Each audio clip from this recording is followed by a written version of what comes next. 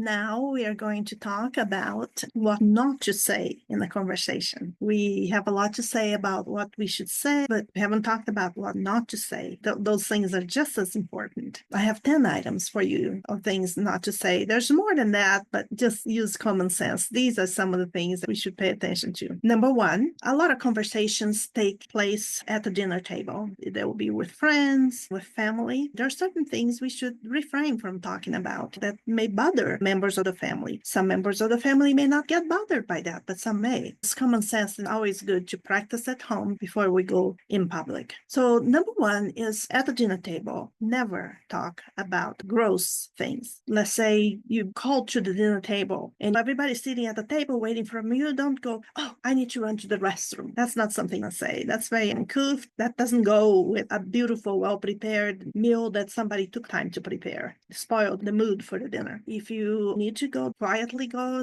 then come back without having to say where you went. Another thing is talking about the side effects certain foods may give you. Let's say you're allergic to something and that something may cause some gross things.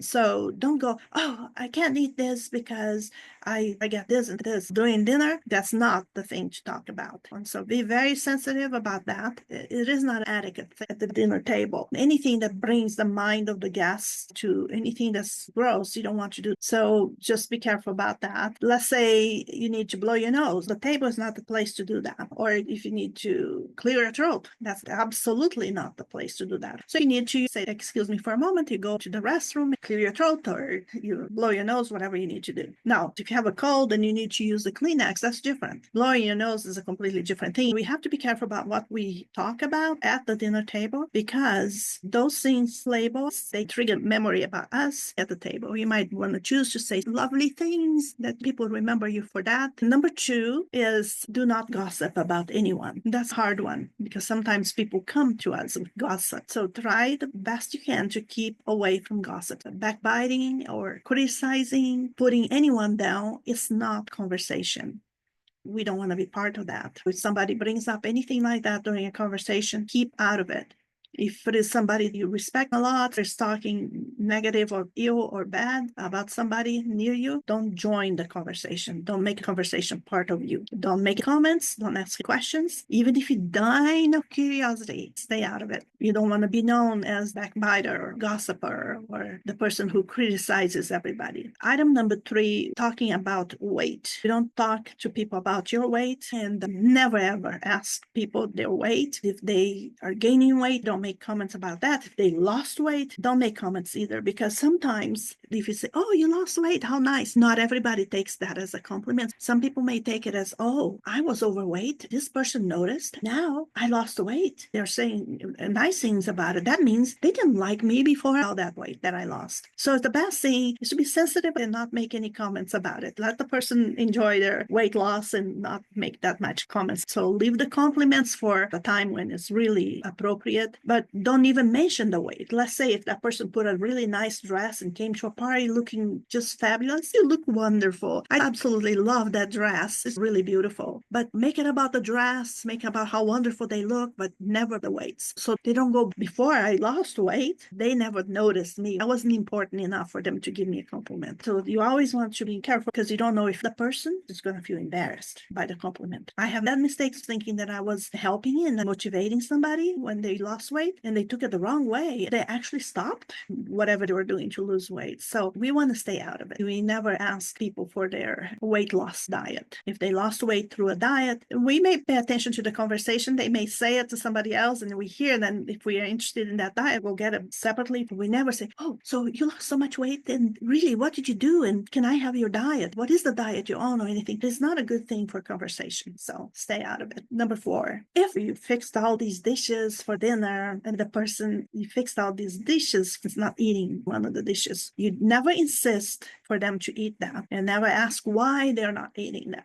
They may be allergic to that. It may give some side effects that they're embarrassed about and they don't want to talk about it. So don't insist. And don't say, oh, you don't like this? What if they really don't like it, but they don't want to offend you by saying that they don't like it? And if they don't eat anything at all, that's fine too. Leave them alone. Don't make a big deal out of it. Another thing we don't do at the dinner table, and we don't criticize diets. Some people are vegetarians. Some people are vegans. Some people are fruitarians. Some people are carnivores. They only eat meat. A diet lifestyle is not a religion that try to convince people to believe or don't believe in it. If people choose to eat or not eat, that can be a sensitive topic. Suppose that you are a fruitarian or you only eat salads, for instance, and you don't eat anything else. Fine. When they serve the dinner, eat your salad quietly, and you don't have to, oh, I'm a salad person. I only eat salad. You don't have to excuse yourself for the things you're eating. Lots of people eat and don't eat, drink and don't drink just because they don't want to. Some are doing it for health purposes and some are doing it for religious purpose. And it's really not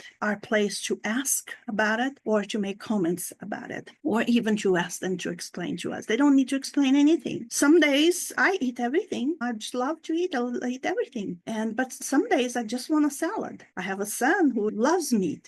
He came home one day and he asked me for a salad. I said, Mom, can you just make me a salad with lots of greens and peas? I did. It wasn't my place to go, oh, so now you're going to eat salad. Let them enjoy their meals without criticism or comment. Find some other topics. There's so many things we can talk about. We don't need to pick on something that's going to cause controversies, dislikes, and offend people. So we don't insist that they eat anything that they choose not to eat or drink. Some people drink alcohol, others don't. And just because that one day they decided not to drink alcohol and decided to ask for a cup of water, is no big deal. Let them have the water without making any comments. There's no need to comment on that or ask if it is religion. It's none of our business. Let them have what they want. Number 5 is asking personal questions. We have to be very careful with personal questions. Unless the person is a good friend in the level of family or that we have known for a long time and we already know that person's personality and how that person thinks, it is not a good thing to ask personal questions. But there's many questions we can ask people that is not personal. Asking personal questions, that's not the way to start a friendship. Friendships don't start in that level. Friendships always start superficial at first until people get to know each other. And then after they get to know each other, it may take time, it may take years sometimes, then it's fine to ask personal questions if you feel like it. But even then, it's very annoying to feel like people are always asking us things that we are not willing to share. And you never know when people are willing to share. Normally, people will share personal things with us when they feel like it, not when we're asking. On the same token, just because somebody volunteered to give us personal information, it does not mean that now we have to go and dump information about ourselves to them. If you want to keep your life private, you don't need to tell them anything just because they decided to tell you personal stuff. And also at the same time, be very careful because people that love to gossip, it's one of their tactics. They come around dumping personal information on you. They come around telling details about their children. They come around telling details about their husbands. They're coming around telling details about their neighbors, fishing for information to go around and spreading news. So be careful with those type of people. Just because somebody told you something personal, you don't have to tell them anything personal.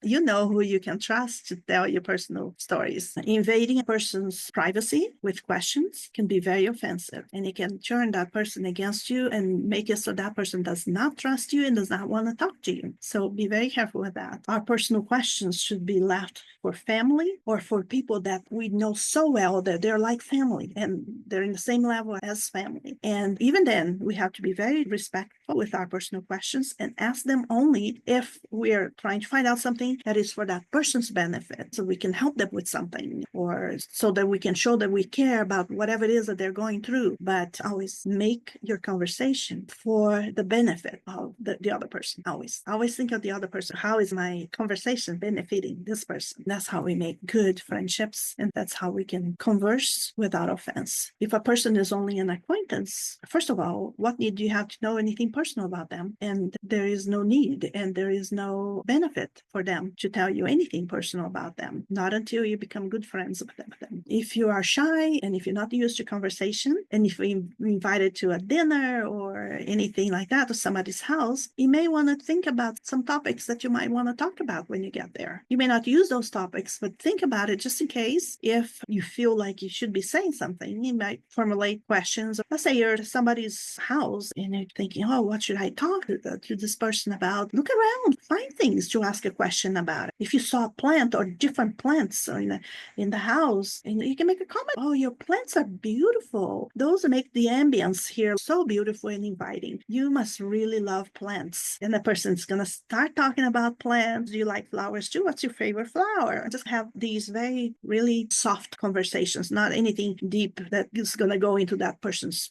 personal affairs or anything. And here's one I really like. Do not ask a person to trust you unless there is a very specific need that you want to ask that person to trust you, because you have something that you want to share with that person. And maybe that person is not in the level where they really trust you yet. When a person sees your integrity, sees your example, that's how they will trust you. So you don't need to ask for trust unless there's certain situations that you do, and that's okay, so long as you don't keep asking for trust all the time. And number 6, never speak evil of anybody in your conversations. I said this before, I'm going to repeat. If somebody comes to you with that mentality of talking evil about somebody, all you have to say is, that person is one of my friends. I really like that person. I really like that family. I've known them for quite a while. That deflates that conversation that shouldn't really be happening. Number 7 is when you're asked to keep a secret. It is imperative that if you're asked to keep a secret, because sometimes somebody wants to tell you something that is not a gossip, but it's something that, let's say it's a really good friend of yours, and something is happening to her or him, and they really need to tell somebody, but they don't trust anybody. And so they say, I'm going to tell you this, please don't tell anybody. If you ever hear those words, please don't tell anybody, that's exactly what it means. Don't tell anybody, okay? And if you ever tempted, always remember, please don't tell anybody. And don't tell anybody. If somebody tells you an event or something that happened that they want to talk to you, that they want you to keep a secret. Because sometimes people just have pains in their hearts. They want to talk, but they don't want anybody else to know. So be trustworthy 100% with people's pains and don't tell anybody. We need to be trustworthy because there's so many people that spread things around. We shouldn't be that way. What gain do we have to spread gossip around, to spread somebody's pains around that they ask us to keep secret? There's no joy in that. If there's any joy in that for you, try to get rid of that way of having joy, because that is really not appropriate and not good. And a person who does that is not a trustworthy person. So do all you can to become a trustworthy person that keep other people's life with respect and with care, so that they will do the same for you if you ever need it. Because there will be times that you're going to need to tell somebody something and you're going to ask them not to tell. And most of the time you can't tell somebody because you don't know who you can trust. So be trustworthy with other people's hearts. Number 8 is, during a conversation, don't criticize what the person likes. Don't criticize the music that they like, the movies, the actors, the politicians, or the places that they like, or their habits, or who they're hanging out with. And absolutely don't say anything negative about their homes, how their homes look, or their pets, or anything. Oh, you have cats. That's interesting that you like cats. I know a lot of people who loves cats. Cats are very loving and very friendly animals. Have something positive to say about what they like. Make them feel good without criticizing. Say, cats, oh, they shed everywhere. No, just have a positive thing to say about their likes, never criticizing their likes or dislike. Number 9, never, never. And did I say enough nevers? Never. Don't ever tell a person that you don't want to hear about their problems. We don't know their pain. We don't know where they're coming from. Learn the virtue of listening. And if you don't have time to listen to that person's problem right there and then, you don't say, I don't want to listen to your problem, or I don't have time for your problem. You just say, hey, I'm sorry, you just caught me in a really bad time in the middle of something that I can't stop right now, but can we talk about this later? What is the best time I can call you back so we can talk about this? Okay. Most of the time, by the time you get back to that person, they already solved that problem, but at least you didn't ignore their pain. You didn't say that their pain is not important to you and that you don't want to hear about their pain. We are here to support one another, to be a grace to one another's life, and not to destroy and not to turn our backs on people when they need us. And so we should never tell a person, I don't want to hear about your problem. That is very sad for the person who receives that. So as I said, if you can't at that time, see if you can make an appointment to talk to them later, and then keep that appointment. When you say this, make sure you say it with a lot of care, a lot of respect, showing a lot of love and compassion on your voice, so the person doesn't think, oh, they just don't want to hear me. And even if you don't want to hear them, just don't make them feel like they're not worthy of your care, of your respect, or your attention. And then when you call that person back, unless it is gossip and backbiting, you don't refuse to listen. You listen. If the conversation starts gossip and backbiting, then you excuse yourself. You say that you like that other person that they're talking about and your friends. Be careful how you say it so that you don't sound supercilious or sound like you are accusing the other person. They just say, oh, that's too bad that this happened because I know that person and I'm a good friend with that person. I have never noticed that. I'm so sorry. And then try to talk about something else. But you never make a person feel that they're not worthy of your attention and that their problem is not important to you. Number 10 would be some things that we never say to people. We should never say in a conversation, because when we say that, we label us as being really uncaring. And an uncaring person, a cold-hearted person, does not make friends.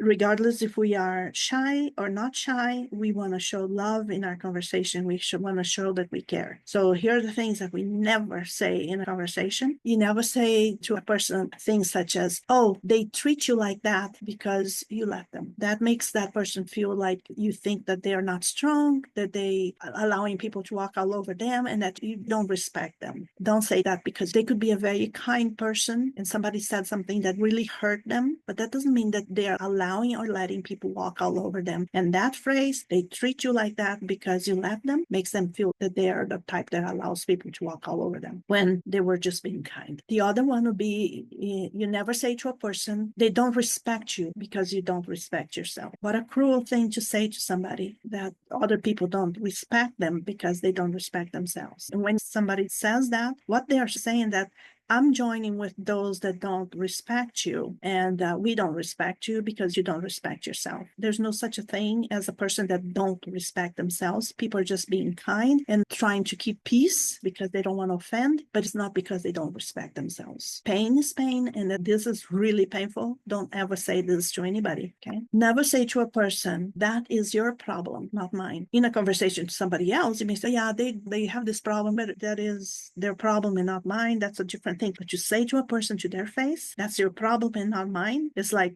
you take care of your life. I don't want to have anything to do with you or your life or your problem. Okay. We never say that. There's no need to offend like that. And you never say to a person, show respect for yourself. Oh, just show respect for yourself. That's very offensive. That reflects on the person saying it. It reflects that they think that you don't respect yourself. That's what they're really saying. And so that's not a good thing to say and should never be said to anybody. That brings people down, brings their spirits down, make them feel less than. Things like, you should be ashamed of yourself, should never be said. And oh, that's ridiculous. Something that's important to you is ridiculous. That's very offensive. We don't offend people with those words. You say as a joke to somebody that you already know and that you're friends with on a family basis, but you don't say that to acquaintances, people that you don't know very well. That's very offensive. Another one is in a conversation talking about trust or talking about some issue that's happening that you don't feel that the people are being very honest about, and you say, I don't think I trust them to do this and this because of this and this, and the person will say back, people who don't trust others are not trustworthy themselves. So that person is telling you that you are not trustworthy, and if you say it to somebody, you're telling that person is not trustworthy. That is a great destroyer of self-esteem and a great destroyer of the image of the person and who they are. So really, to call somebody not trustworthy is like calling somebody a criminal. So we don't say those things to people, okay? We never say things that diminishes that person's self-worth. We can measure our words, We can listen to this several times, think of things that people have said to us that hurt us, and say, that hurts. I would never want to do that to somebody. So learn not to say those things to people so you don't hurt them. Be a virtuous conversationalist and compassionate conversationalist that helps people and build them and uplift them with your conversation, and that they can gain something from you, and you can bring yourself and them to a higher level through conversing and talking. And that's why it's so important that we overcome shyness, and that we don't allow shyness to take away our opportunity to bring people up, because as we bring them up, we're bringing us up. Have a wonderful day.